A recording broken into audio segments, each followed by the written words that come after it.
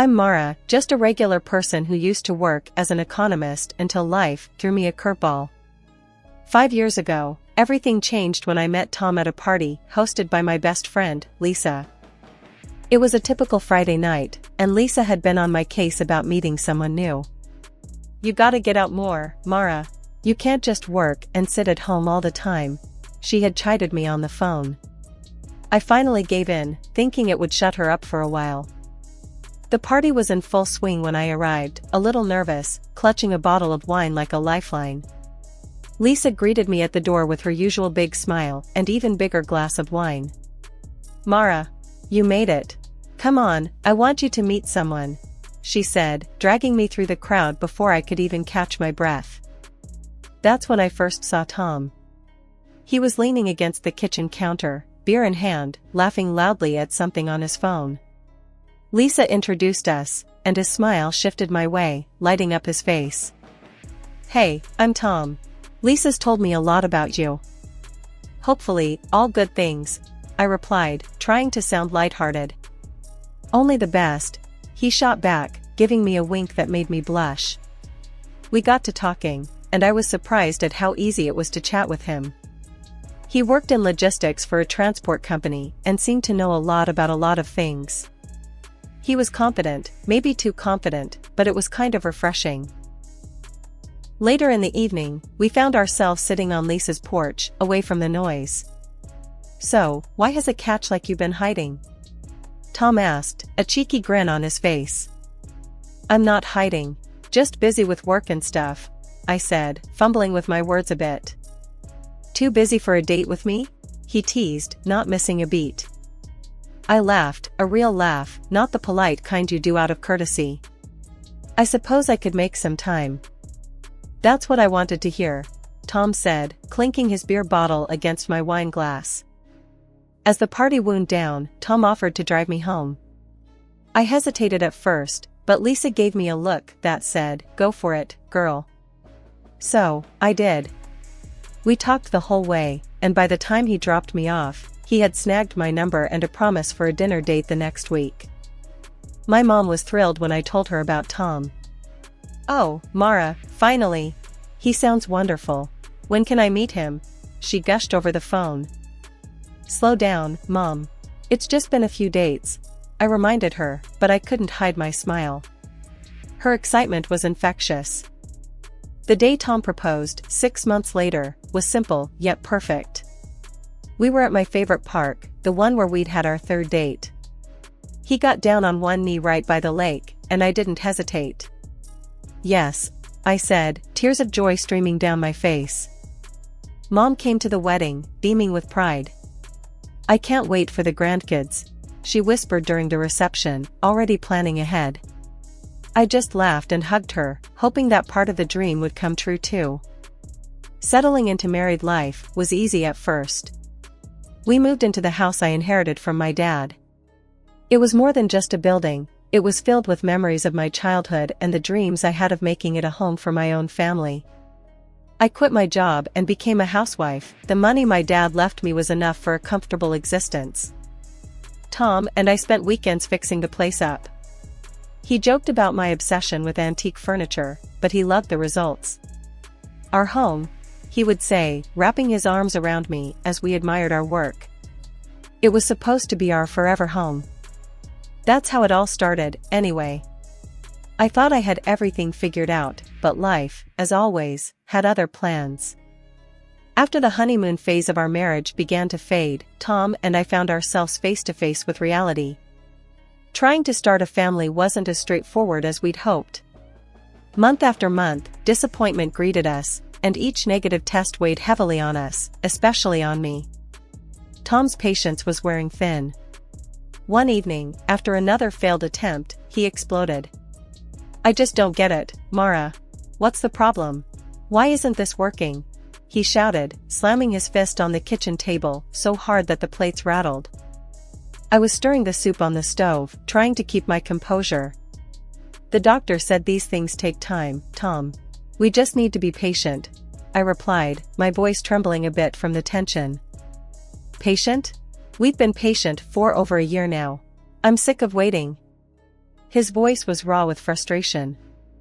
I poured the soup into bowls, my hands shaking. "I'm doing everything I can," I said quietly, avoiding his gaze. "Yeah? Well, maybe it's not enough."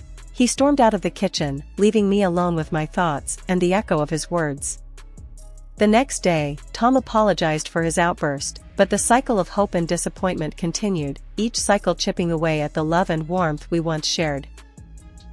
Our weekends transformed from cozy time spent together to silent meals and even quieter evenings. One Saturday, as I was trying out a new recipe I learned in a cooking class, Tom walked into the kitchen. He watched me for a moment before speaking. "That smells good. Learning anything new?" he asked, his tone light, trying to make conversation. "Yeah, it's a new recipe from the cooking class. Thought I'd try it out," I responded, focusing on chopping vegetables rather than meeting his eyes. "Great, another dish for the two of us." "It's always just the two of us, isn't it?" His words stung, and I could hear the bitterness seeping in. I stopped chopping, placing the knife down with a clatter. "What do you want me to say, Tom? I'm trying here. It's not like I don't want a family." We sat down to eat the meal I prepared in silence. It was good, but the air between us was thick with unspoken words and buried frustrations. As the months rolled on, the pressure only grew. Conversations about the future became minefields, and Tom often retreated into his work, coming home late, leaving early, and growing more distant. I tried to fill my days with activities, keeping the house immaculate, hoping somehow that would fix things. One evening, while Tom was working late again, I called Lisa for some support. "Hey, Mara, how's it going?" Lisa's voice was a welcome sound. "Not great, Lise. It's just hard right now. I feel like I'm living with a stranger," I confessed, sinking into the couch. "Oh, Mara, I'm so sorry. Anything I can do?" "Just talking helps," I said, tears threatening to spill. "I miss him, Lisa. I miss us." "I know, hon, but you guys are strong. You'll get through this. Maybe see a counselor? It might help to talk to someone neutral." "Yeah, maybe," I murmured, not convinced, but willing to try anything to regain some semblance of the life we once dreamed of. Lately, I've been feeling off, like my body's running on empty. No matter how much I sleep, I wake up tired. It's been going on for a while, and it's getting worse, not better. I tried talking to Tom about it, thinking he'd want to help, or at least understand. "Tom, I'm really struggling here. I don't know what's wrong with me, I'm always exhausted," I told him one evening, hoping for some compassion, or maybe just a bit of concern. He barely looked up from his phone. "You're probably just being lazy. You need to get up and do something, stop pretending." That stung. Pretending? As if I'd choose to feel like this. His words cut deep, and I decided right then to stop talking about it. What was the point if he just got mad? As the days dragged on, I did less around the house. Cooking and cleaning took all the energy I didn't have. Every task felt like climbing a mountain. Tom noticed, all right, and he wasn't happy. "Why is this place such a mess, Mara? What have you been doing all day?" He'd snap as soon as he walked through the door, his tone getting harsher with each passing week. I tried to explain, again, hoping maybe this time he'd get it. "Tom, I told you, I'm not feeling well. I can barely get off the couch most days." "Great, just what I need, a sick wife. Maybe I'd be better off alone." He threw his hands up, frustration written all over his face. Talks of divorce started slipping into our arguments, and they were getting more frequent. He was also staying out a lot, coming home late from work, or sometimes not at all on the weekends. He said he was caught up at the office, but the clues were adding up to something else. There was the smell of unfamiliar perfume when he came home, the secretive texts I'd catch glimpses of when he thought I wasn't looking. It was like he wasn't even trying to hide it anymore. I should have confronted him, maybe thrown a fit, or dug deeper into those late-night texts. But I was too worn out, too beaten down. One night, he came home late, reeking of that same perfume. He was humming some tune, almost happy. It was like he didn't care if I knew. I couldn't hold it back any longer. "You smell like perfume, Tom. Where have you been?" My voice was weak, but I needed to know. He froze, then shrugged, brushing it off like it was nothing. "Oh, that? It's probably just from someone at the office. We had a late meeting." "A meeting, right. You expect me to believe that?" I was too tired to yell, too tired to fight, but I let the suspicion hang in the air between us. "What do you want me to say, Mara?" "You're always too tired, too sick. Maybe think about that before you start accusing me of things." His dismissive tone was like a slap in the face. One quiet afternoon, when Tom was supposedly at another one of his endless work meetings, I mustered up the energy to tidy up a bit. It was one of my better days, though better lately just meant I could get out of bed without feeling like I might pass out. I decided to start with Tom's stuff, thinking maybe I'd clear out some old clothes for donation. That's when I stumbled upon something I never expected. Hidden in the back of his drawer, under a pile of seldom-worn dress shirts, was a small bottle. Curious, I picked it up and examined it. Male contraceptive pills. My heart sank. Why would Tom have these? We had been trying, well, I thought we were trying to have a baby. I felt the room spin as the implications hit me like a freight train. I sat down hard on the edge of the bed, the bottle still in my hand. By the time Tom came home, I had worked myself into quite a state, alternating between tears and fury. He walked in, cheerful as can be, until he saw my face. "What's wrong, Mara? You look like you've seen a ghost." I threw the bottle at him. It hit the wall next to where he stood and fell to the floor. "Care to explain this?" My voice was shaking, but I managed to keep it loud enough. Tom picked up the bottle, his face a mix of confusion and then a smirk. "Oh, that? Look, Mara, I didn't want to say it outright, but yeah, I've been taking these. I realized I don't want kids. At least not with you." His words felt like a punch in the gut. "You what? All this time, you let me think the problem was me?" He shrugged, his smirk turning into a full-on laugh. "Well, it wasn't a problem for me until now. I guess you finally caught on." I felt a rush of anger and clarity. "I want a divorce, Tom." He raised his eyebrows, almost relieved. "Fine by me. But we'll be splitting everything, right? The house, the cars, all of it." I couldn't help but laugh, even though my heart was pounding and my health was wavering. "Actually, Tom, everything we have was bought with the money my dad left me. It's all in my name. You won't get a cent." Tom's face turned red, his anger boiling over. "You think you can keep it all? I'll take you to court. I'll sue you for every damn thing you own." As we argued, my vision started to blur, and a wave of dizziness overwhelmed me. I felt the room spinning faster, and before I could grasp onto something, everything went black. When I came to, the room was spinning, and I could hear faint voices in the background. My vision was blurry, but I could make out two figures in the kitchen. My heart pounded as I strained to hear what was being said. It was Tom's voice, and he wasn't alone. "Just need to be patient a bit longer," I heard a woman's voice say, low and urgent. "Everything will fall into place once she's out of the picture." Tom's reply was a hushed, anxious whisper. "Are you sure this is going to work? It feels risky, and if anyone finds out." "Will you relax? I've got it covered. I know what I'm doing," she snapped back. The confidence in her tone was chilling. "The meds are untraceable, they'll just think her body gave out. Kidney failure, maybe." I felt a cold sweat break out across my forehead. My hands trembled as I gripped the arm of the sofa, trying to process the betrayal. Was Tom really planning something so sinister? To think he'd go this far. I gathered all the strength I could muster and managed to crawl a bit closer, hiding behind the doorframe. "Listen to me, Tom. We're in this together now. You said you wanted a way out, right? This is it.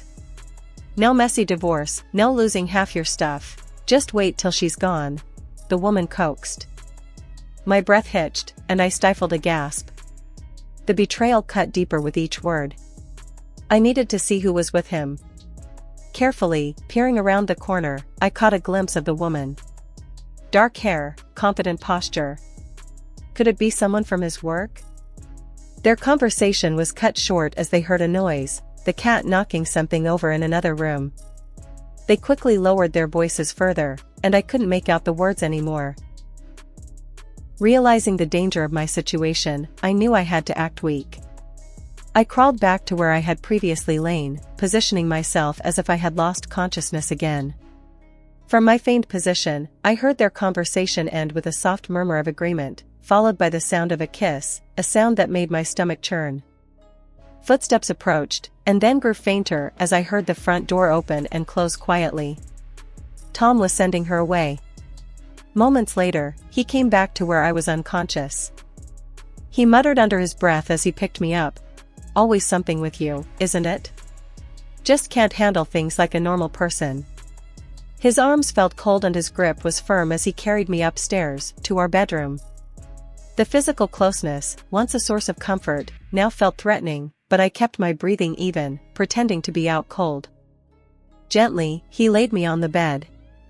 I could feel his presence lingering as if he was assessing if I truly was out.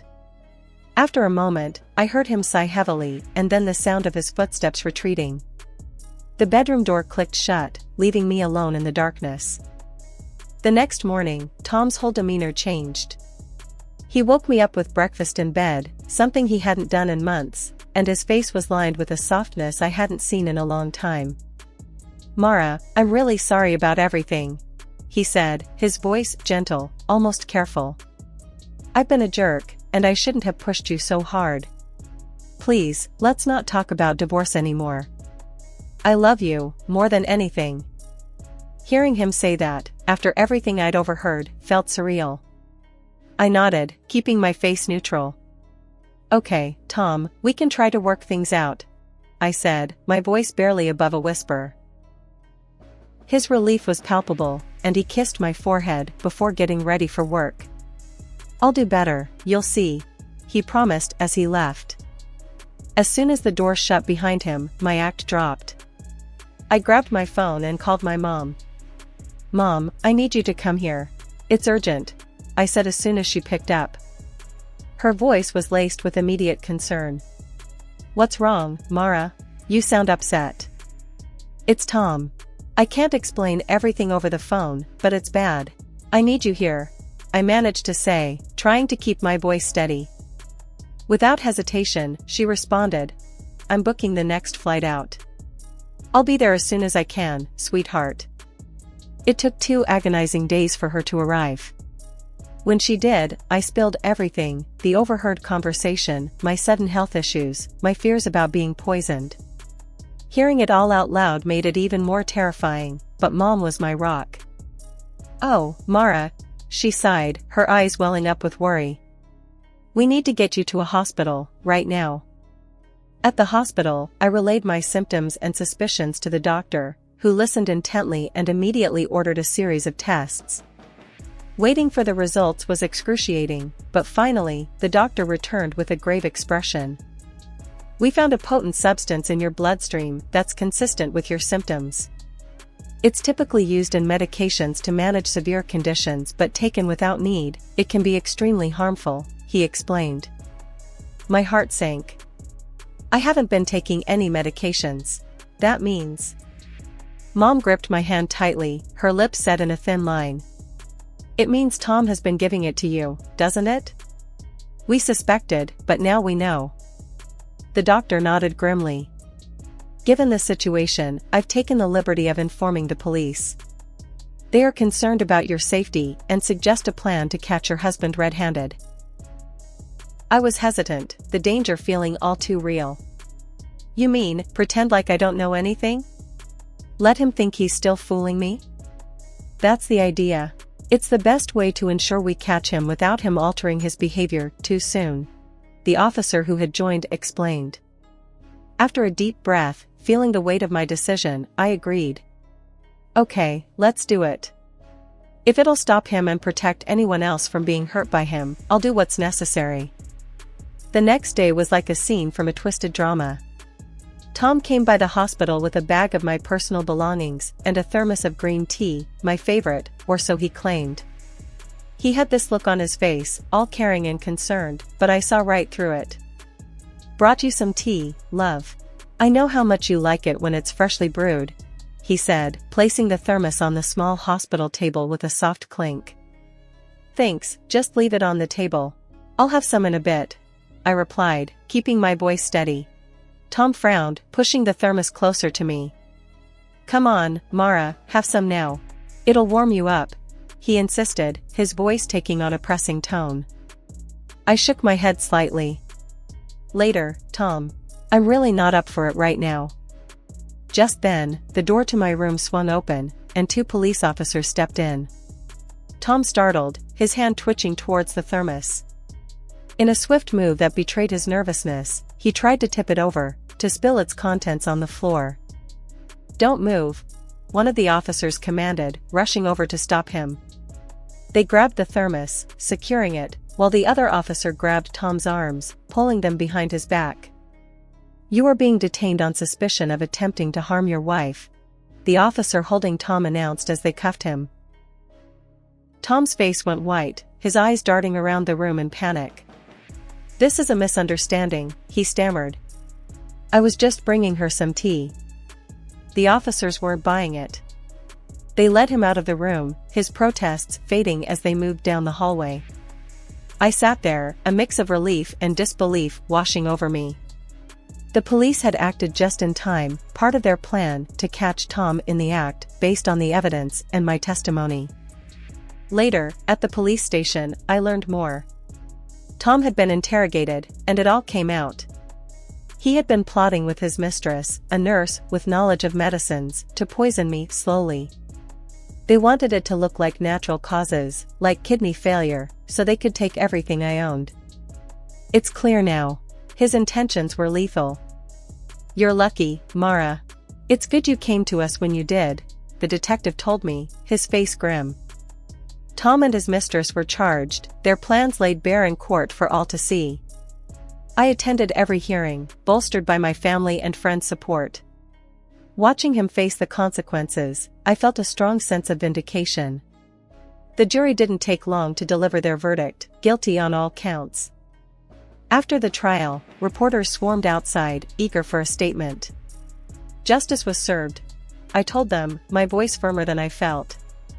And now, I'm ready to move forward. After the dust settled from the trial and Tom and his mistress were locked away, I didn't just sit back. I was still reeling from all the damage they had done, not just to my life, but to my health. I decided to take further action and filed a lawsuit against both of them for the physical and emotional harm they caused. It was a tough process, dragging all those details out in court again, but it was worth it. The court ruled in my favor, ordering them to pay me compensation for all the suffering they inflicted. It felt like a final stamp of justice, acknowledgement of everything I had been through. Mom had been my rock throughout this ordeal. When the house finally sold, she was right there, packing boxes with me. "You did the right thing, selling it," she said as we taped up another box of kitchen stuff. "I know, Mom. I just couldn't stay there, not with all those memories," I replied, wiping a smear of dust off my cheek. "Now, you've got a clean slate, Mara. You can start building something new, something better," she encouraged, her voice strong and sure. That's exactly what I intended to do. I moved back in with Mom for a while. Living with her brought a sense of peace and stability back into my life that I hadn't realized I'd missed so much. Soon enough, I started looking for a job. I wanted something that felt meaningful, where I could make a difference. That's when I found the opening at a charity organization that helped people who were struggling through tough times. It seemed like a perfect fit, a way to use my ordeal to help others. I landed the job after a heartfelt interview where I shared part of my story. "We're really glad to have you on board, Mara. Your experience and strength are going to be invaluable here," my new boss, Janet, told me on my first day. "Thanks, Janet. I'm ready to get started. I want to help people find their way out of dark places, I responded, feeling a surge of purpose. Work was challenging, but incredibly rewarding. Every day felt like I was making a difference, giving back some of the help and support I'd received from people like Lisa and Mom during my darkest days.